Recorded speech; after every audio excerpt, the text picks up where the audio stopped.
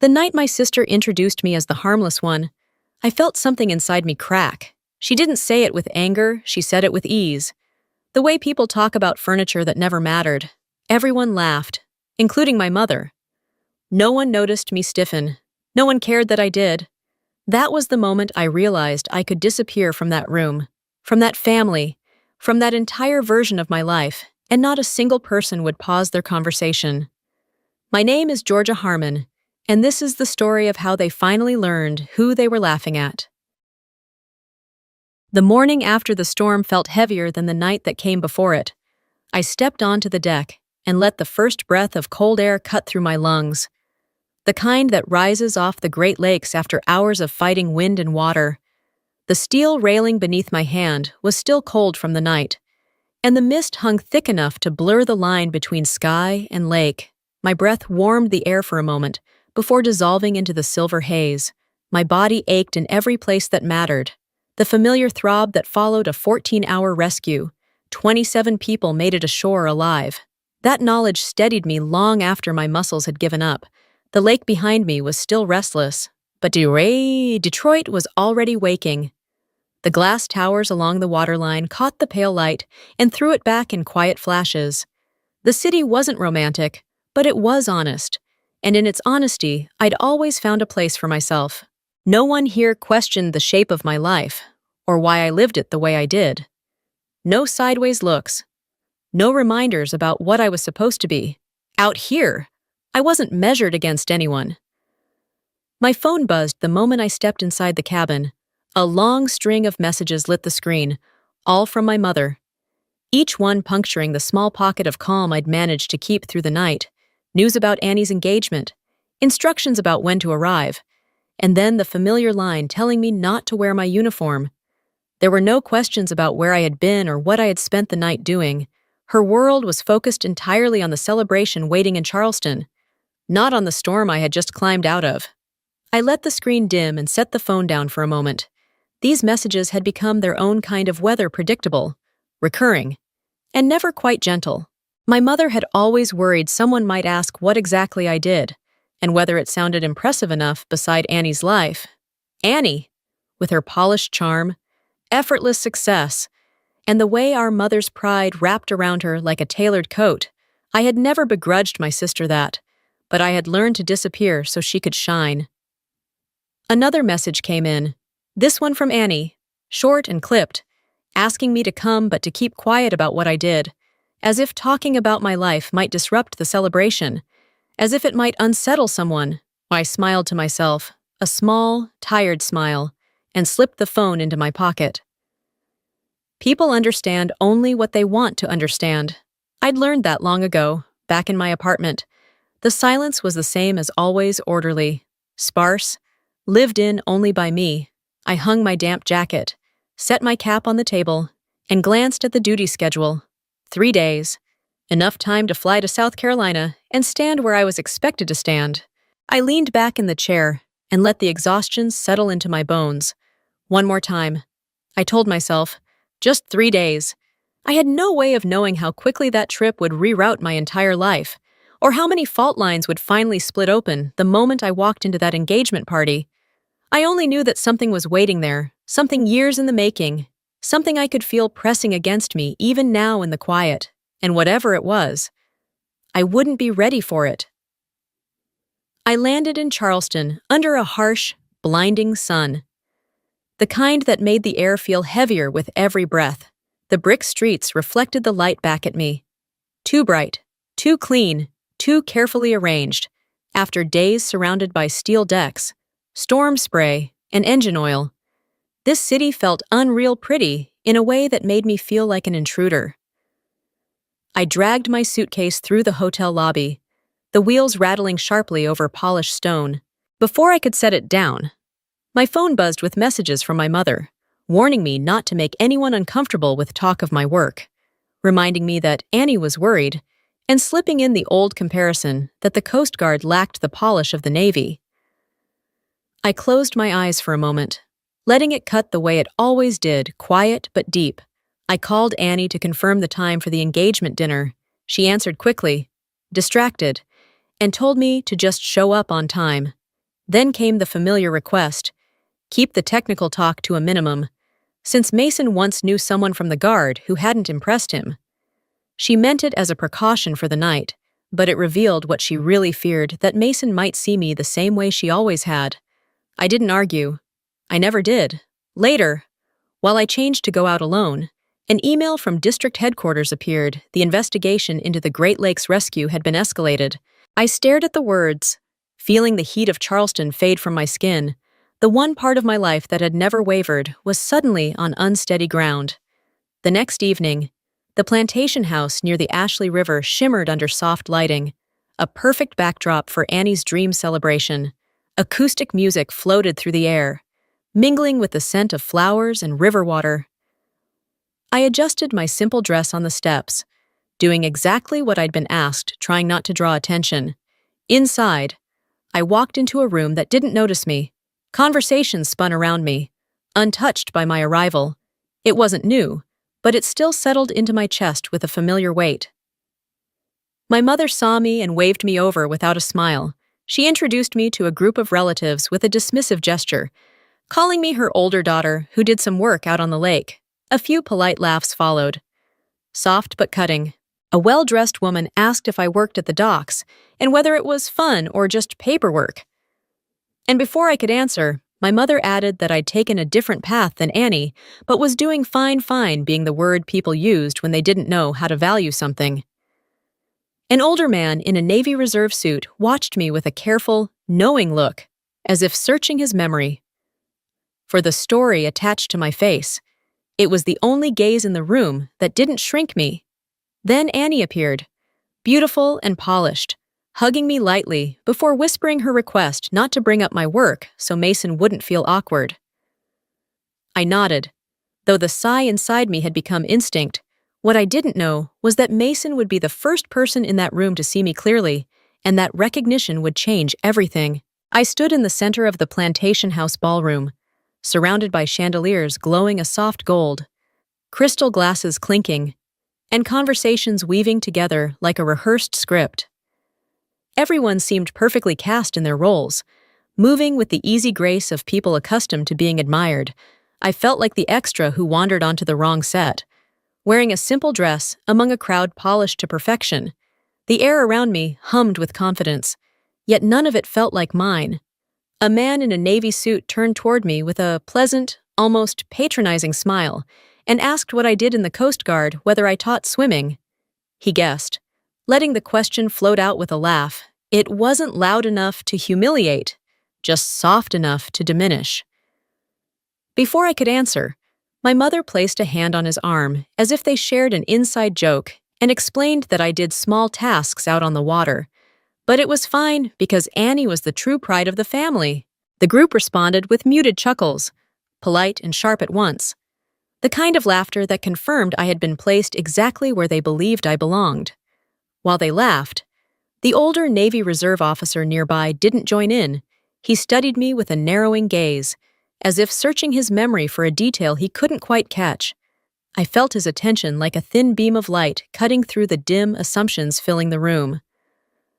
I answered in the calmest tone I could manage, offering a vague explanation about coordinating rescue operations. True, but bland enough to avoid raising questions. Another woman commented that hands-on work must be meaningful. I didn't argue. In a setting like this, honesty was treated as impolished behavior, and I'd learned to keep my truths small. Then Mason walked in. His handshake toward me was quick, courteous, and dismissive, as if reaching for a glass behind me. He started telling a story about a joint operation between SEALs and the Coast Guard, and without thinking, I corrected a tactical detail, shifting the vector from 315 to 298 to avoid the ice drift. For a moment, everything stilled. Mason's eyes sharpened, the commander's narrowed, and I felt the air shift. Mason finally asked if I'd helped direct that mission. I told him I'd been there. It was a simple answer, but it opened a door neither of us had expected. For the first time since I arrived, someone in that room looked at me with something other than amusement. Respect flickered across Mason's face, faint but unmistakable.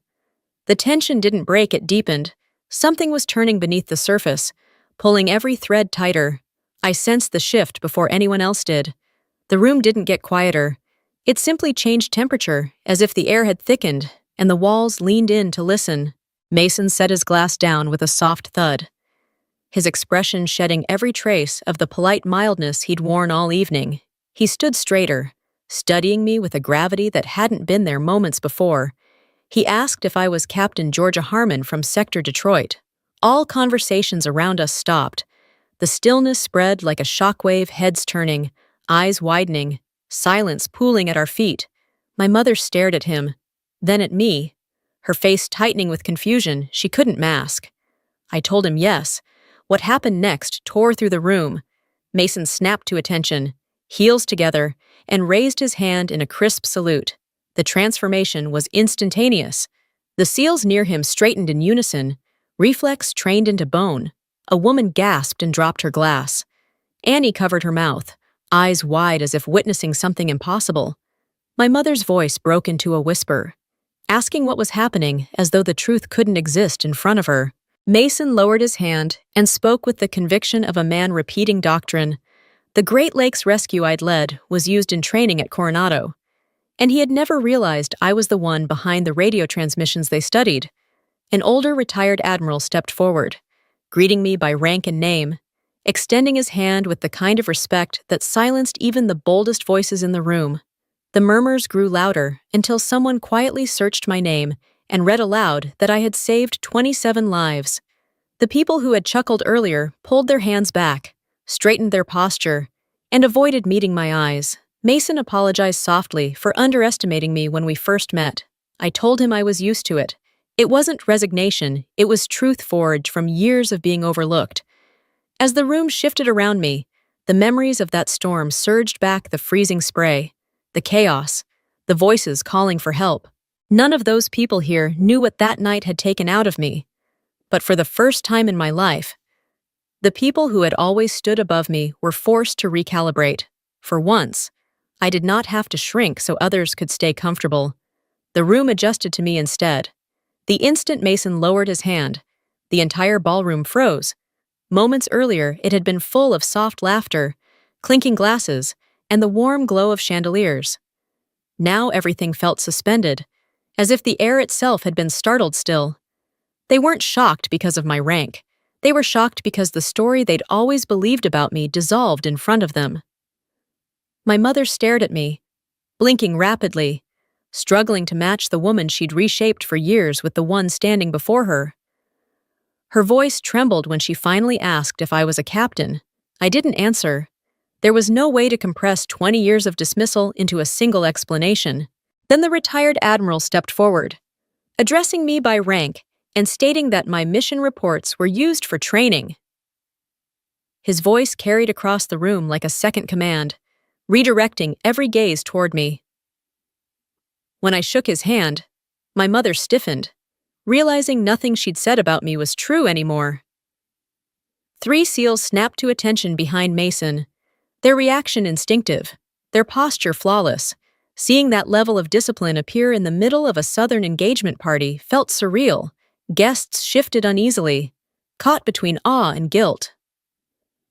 Mason's mother approached with an unsteady apology, and when I told her it was fine, the words seemed to ricochet toward my own mother, leaving her visibly shaken. But it was Mason's voice that cracked the night open. He turned to Annie and asked why she never told him her sister was the one who saved 27 people in a blizzard, the mission every trainee studied. Annie's fingers tightened around her glass as if the world had tipped beneath her feet. For the first time, she wasn't the center of the room. My mother took my hand and asked why I'd never told her. I stayed silent. I had told her, just never in a way she cared to hear. Then my phone vibrated. A message from district headquarters warned of a possible suspension and ordered me to report immediately. While the room finally saw me clearly, the one institution that always had might slip away. I closed the phone with a steady smile. Even as dread pooled in my stomach, the real storm hadn't even begun. The attention that followed felt suffocating. People crowded around, eager to ask questions, eager to align themselves with the version of me they had ignored minutes earlier. Praise became its own weight. pressing into the same space where the words possible suspension echoed relentlessly. Mason noticed my hands trembling and asked what was wrong. I brushed it off, but he didn't believe me. Before he could say more, Annie pulled him aside, insisting I was simply overwhelmed by attention. Her tone carried that familiar softness sharpened into a blade. Mason's expression shifted for the first time all night. The commander pulled me into the hallway and asked directly about the investigation. His concern made my stomach drop. Politics claimed people like me all the time. When my phone buzzed again, the meeting had been moved to dawn. I would have to leave Charleston within hours. I returned to the ballroom long enough to tell Annie I needed to go. Her response was immediate, another accusation that I put work above family. The words stung deeper than she knew. I told her it wasn't work. It was truth. Then I walked out into the night, leaving behind the people who had only just begun to see me and the family who still didn't know how. The road north waited, along with the storm that would decide everything. I left Charleston just before midnight, the sky a heavy shade of violet stretching endlessly ahead. No one walked me out. No goodbye. No embrace. Not even the simplest question of when I might return. My mother's confusion lingered in the doorway, and Annie's expression hovered somewhere between bruised pride and uncertainty. As if my leaving pulled her out of the center of her own celebration, the highway swallowed me quickly. I-26 was nearly empty, its scattered yellow lights blurring into long, tired streaks across the road. I drove with my shoulders tight, feeling the darkness around me echo the uncertainty inside. When I rolled the window down, the cold air struck my face sharply, nothing like the warm, curated glow of the party I had escaped hours earlier. In Charleston, they had finally seen me. Hours later, I was racing north with the threat of suspension pounding through my ribs. Two worlds pulling hard in opposite directions, the family that never understood me, and the career that suddenly felt as though someone else controlled the ground beneath it. The call from district came first. My presence required at 0500, the situation more serious than expected. Then came the memories, the black churn of the storm. The split-second decision of Vector 29827, lives depending on a choice I now had to defend. Messages followed Mason offering support I couldn't accept. Annie delivering a familiar wound I no longer had the strength to answer. By the time the faint lavender of dawn edged over the Michigan border, I pressed harder on the accelerator. The real storm waited ahead, and this time, I would walk into it alone. The conference room at District Detroit glowed under harsh white lights, the kind that revealed everything and left nowhere to hide. The polished table reflected the ceiling panels, and the map of the Great Lakes pinned to the wall pulled my memories back to the night I was here to defend. I walked in wearing my duty uniform, the fabric still carrying the faint chill of the lake air from my overnight drive. Dust clung to my boots, proof of how quickly I'd come. The panel waited 3 senior officers, a JAG representative, and 2 investigators, each watching with the calm severity of people trained to dissect the truth. Here, I didn't shrink. I didn't fold inward the way I did in Charleston. Here, I stood straight. Here, I belonged. The junior officer rose first, voice unsteady as he accused me of issuing an unsafe vector. The room turned to me, not with suspicion but expectation. I opened my laptop and laid out the evidence radar showing the ice drift, diagrams proving the collision risk, the logbook bearing his signature, and then the radio recording. His own voice filled the room, confirming the path was clear. His face drained of color as the last shield of his lie vanished. The JAG representative delivered the verdict I had followed SARE protocol. The report would be corrected. No grounds for suspension. A senior officer met my eyes and said he knew I always acted with reason, that I had saved lives and saved them correctly. I stood still, lighter than I had in months. When I stepped outside into the Michigan sun, the silver on my shoulder caught the light. The storm behind me was done. Now came the storm waiting at home. A week after the investigation ended, I drove back to Nebraska with a quiet mind I hadn't felt in months. I wasn't coming for apologies, nor to offer any. I came to draw a line where one had never been drawn. The old house looked the same as it always had: warped windows, worn carpet, The scar on the wooden table from when I was 13. My mother was cutting vegetables when I walked in. She looked at me longer than she ever had, as if finally seeing everything she'd missed. We sat at the table. I told her I wasn't angry anymore, but I wouldn't shrink myself to keep the peace. Her hands trembled as she admitted she'd tried to protect Annie's confidence by keeping me small. I understood. That was enough. At Annie's wedding. She hugged me with both arms this time. No audience, no competition, just sisters, back in Michigan, standing by the lake at sunrise. I read her message thanking me for never leaving her. I smiled. Peace didn't come from being understood. It came from no longer needing to be. And finally, I was exactly where I belonged.